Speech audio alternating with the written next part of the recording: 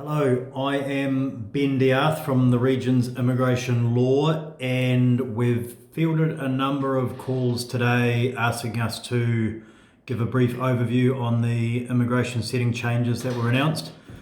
This commentary relates exclusively to the dairy sector. On the whole, I think these changes are very good.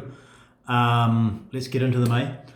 English testing is now mandatory for anyone entering a junior role, junior being ANZCO school level 4 and 5. This is a very low standard of English. You can see on the slide here, IELTS 4 or 29 in the Pearson exam. If people coming into this country can't speak English at such a basic level, they're going to struggle in their life and their development here. Policymakers have got this right. One of the ones we've fielded the most questions on is the now mandatory requirement for 3 years relevant experience. So key term here is relevance. This does need to be in the same field or the industry that someone's coming to work in. Agriculture is a pretty broad profession. You've got your machinery, you've got crops, you've got stock, you've got pasture.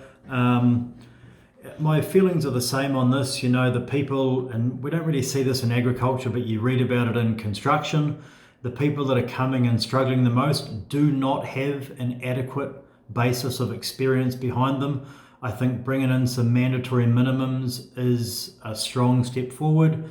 We're increasingly seeing in our rural communities that established farm managers and contract and share milkers are looking to employ family members who've come from a similar background. That's fine and that's great, and the adhesiveness and the retention this creates in our rural communities is amazing. That will still be able to happen under policy. You're not going to be able to get a 65-year-old uncle who's only ever worked as an aeroplane attendant or an 18-year-old nephew who's just finished high school. They're not going to have any relevant experience, but a friend that's been a tractor mechanic, a cousin that's done a bit of rice farming, someone who has experience with stock, it's not requiring 3 years experience milking 1,200 cows twice a day on a big herringbone shed. It's simply relevant experience to this field, and it's not to be overblown or feared. And you'll also see there is now a mandatory requirement that employers are verifying the backgrounds and the skill sets of staff that they are bringing in. A lot of these changes come on the back of exploitation. People predominantly in construction, predominantly in our cities, are reporting to have been exploited because they're being sold jobs for skill sets and talent that they don't have, and they're coming here with limited English, making them sitting ducks for the nefarious characters in some parts of the economy. That doesn't really have a lot to do with us in farming. We treat our staff very well. Nevertheless, policy moving in this direction, it is a good thing. This is an English-speaking country.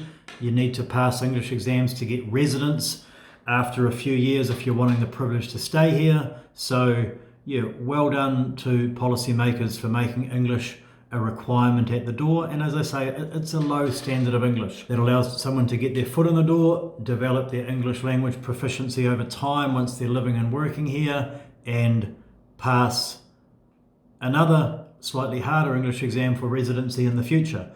You will see that for some of these junior roles, they are now coming in on 2-year visas, followed by a 1-year renewal.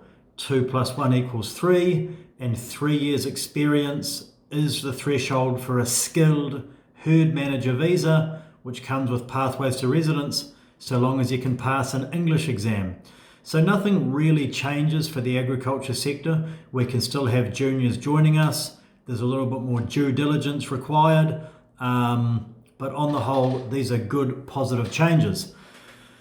I predict we're going to see mandatory ITO required for the dairy sector, staff wanting to move up to that skilled herd manager visa. I think over and above just New Zealand experience, I think we'll be back to seeing mandatory onshore qualifications.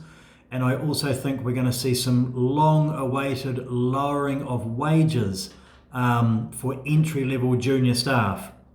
As many people know and understand, in the agriculture sector, school leaving and career training locals are certainly not commanding the median wage when they enter the industry with no experience. And even someone who's coming from offshore who's chased some chickens or farmed a bit of rice, that's not New Zealand pasture-based farming. And I predict we are about to see a move back towards some more realistic entry-level wage rates that run very well hand in hand with these mandatory English language and some prior experience requirements that we've got in place from today.